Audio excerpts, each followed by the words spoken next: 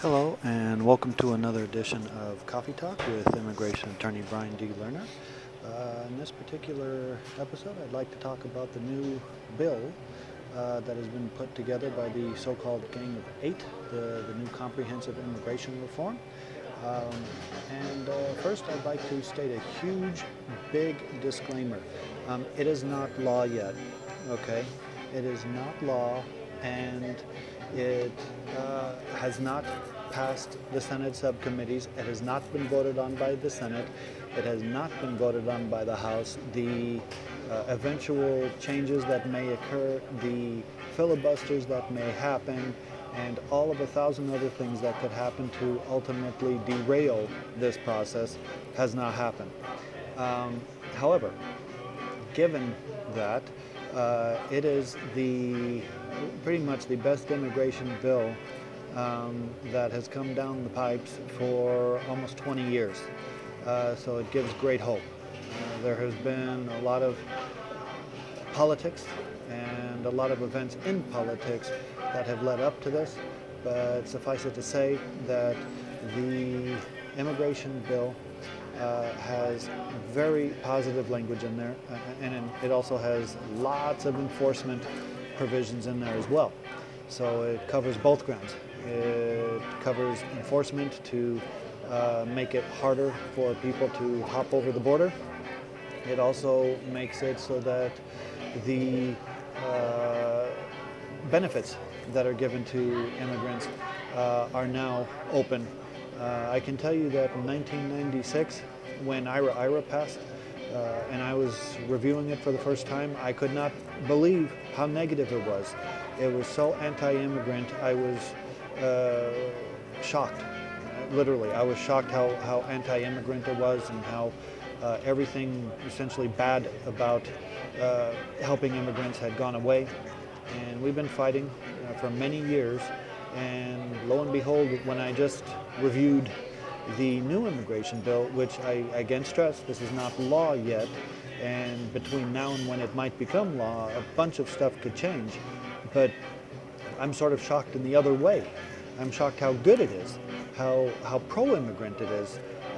I am very pleased that finally there is a bill that does seem to be what they can refer to as a comprehensive immigration bill that takes care of both the enforcement side and that takes care of the benefit side.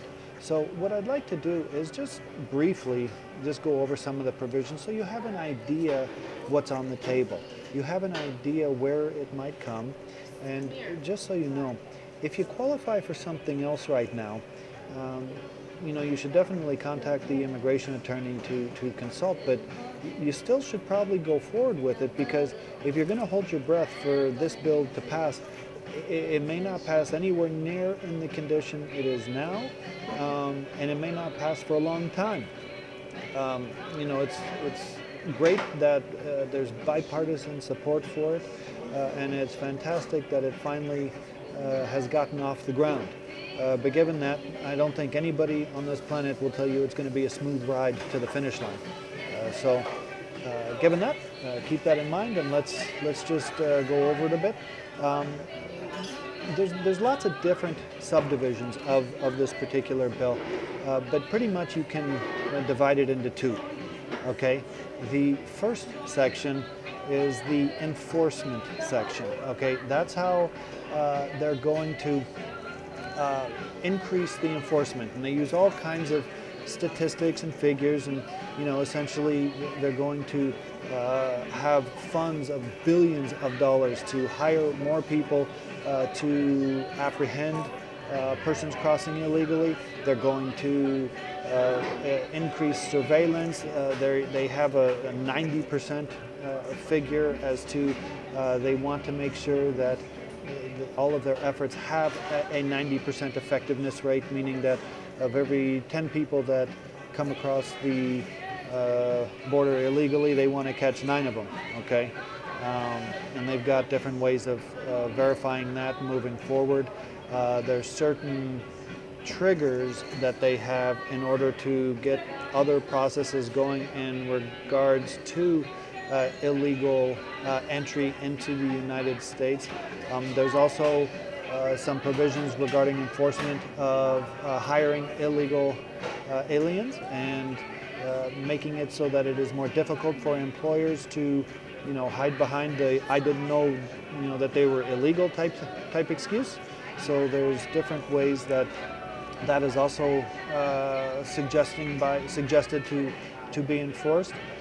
They're actually going to establish a commission called the Southern Border Security Commission, and pursuant to this particular bill, they will have to have been made within 60 days of the establishment of the particular bill after it's all passed. There is an entire section called the Comprehensive Southern Border Security Strategy and Southern Border Fencing Strategy, and it basically directs immigration within 180 days of enactment how to get to that 90% effectiveness level in regards to stopping people from entering illegally. Whether they do or not, we'll see, but it certainly is a lot of provisions on how they're going to do it. They show how they're going to try to apply the Southern Border Fencing Strategy, and they're actually starting a comprehensive immigration reform trust fund. That's part of the bill here, and it's not a small amount of money either. Initial funding of this trust fund, they say, is going to be $6.5 billion, with an additional $100 million just to start up the implementation of the act. It will then provide ongoing funding of this trust fund through travel authorization system fees. There'll be certain fees for J1s, H1Bs, L1s, H2Bs. They're actually going to start what's called a retiree visa fee. We'll see if that passes. F1 visa fees, visitor visa fees. There's going to be various green cards based upon merit, and that will be actually, that alone is going to be another $1,500 fee. There's going to be penalties paid by RPI applicants, and we'll get into that in a minute. The RPI applicants are the new way, if it passes, for persons who are here illegally to be able to make it so that they will be able to obtain eventually status, and they have to pay a fee. And so not only do they have a lot of money that they're going to put into this enforcement, they have a lot of money through collecting it from all kinds of other types of visas to get it. So, while it's great news that they have thought of ways to ultimately bring status to persons, they also, of course, are adding a lot of fees. So you can expect that in addition to the attorney's fees to properly prepare it, there will be a significant amount of filing fees, of penalty fees, and so forth to go through all these elements that need to be done. Okay, now it goes on further to say how the officers that are going to be hired, in fact, it has directed CBP, which is Customs Border Patrol, to hire 3,500 more officers by September 30th, 2017. It states that the National Guard can be used to secure the southern border, and so you can see it really goes quite in depth about the enforcement.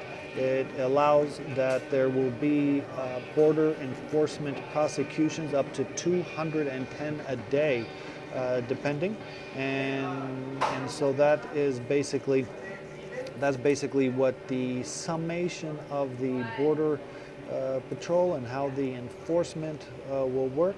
They go into how they're going to use the force and how they're going to use of force and how they're going to train border security and immigration enforcement officers. They are going to have an oversight committee for the task force engaged in executing these particular provisions, and that there's going to be reports in order to verify all of this is done. Okay, so that's the bad news, okay?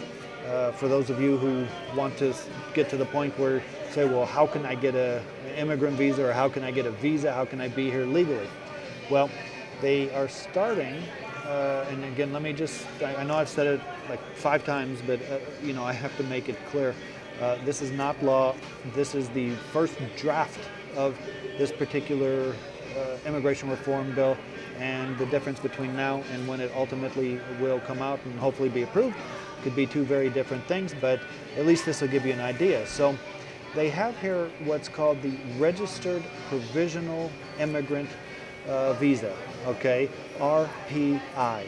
And so that is, they're creating a new provision to allow RPIs, and there's lots of different requirements, but more or less you had to have come here prior to December 31st, 2011 in order to ultimately and eventually adjust status to that of an RPI. It establishes some of the requirements, which is, they specifically said a preponderance standard, which is great because a lot of times people try to establish that they've been here for 12 years, but they have no evidence, when they first came in the first few years, because they had no way of keeping documents and track and so forth. And sometimes the standard was held up to a clear and convincing standard, which is much higher. So that's good. Now, basically the person must be physically present on the date that the RPI is submitted. They must have been physically present before December 31st, 2011 and maintain that physical presence until RPI status is granted. And those that are absent without authorization after the date of enactment do not meet the physical presence requirements, except a departure after that date may be excused if brief, casual, and innocent. And this is another thing that is really good about this new law here, in that they do provide various ways of obtaining waivers, which didn't used to exist. They provide various ways of showing hardship to qualifying relatives, which didn't used to exist. And sometimes you could only show hardship to a parent, but not to a child. And we all know the reality is it's the child who's going to suffer more if you're kicked out of the country, not the parent. So they're more realistic on this bill, enabling us to show where the hardship will actually occur. Now, there are certain criminal bars that affect this. Now, any felony, other than immigration-based felonies, any aggravated felony, 3 or more misdemeanors, and various foreign offenses and unlawful voting. Now, the nice thing about this is most of that is able to be waived. And also, public charge issues of labor certification issues, documentation issues, unlawful presence issues, none of that is a bar to applying for RPI status. There are other ones as well, which will apply depending on when they occurred and so forth. But just so you know, the various grounds of inadmissibility do not apply unless the relevant conduct began on or after the date which the RPI application was submitted. There are certain ones that just absolutely you can't waive, and they're obvious ones like terrorism bars and so forth. But as far as the waiver goes, there's various ways of waiving multiple criminal convictions and human trafficking and so forth. But the only way that that's going to be done for those very severe crimes is if it gets within one of the exceptions it has. Otherwise, if it doesn't fall within one of those very serious crimes, then you're most likely going to be eligible for a waiver, although we'll have to see, and you of course would have to submit the waiver and get it approved.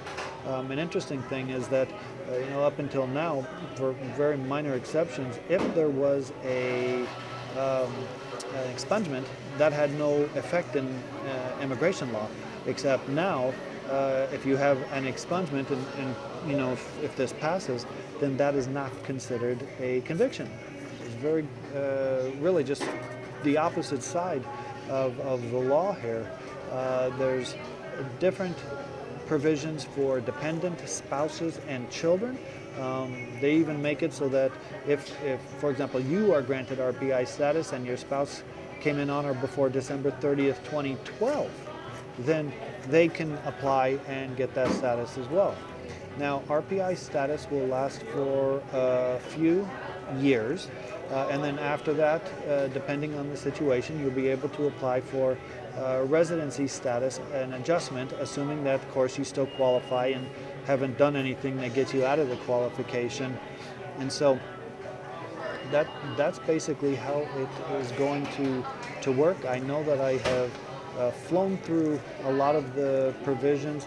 There's different provisions if someone's in removal proceedings and then they apply for RPI status or qualify for it. There needs to be motions to terminate, to end the removal proceedings so that the person will be able to apply. There's certain provisions that if the person's applying, they can't be removed or put into removal proceedings.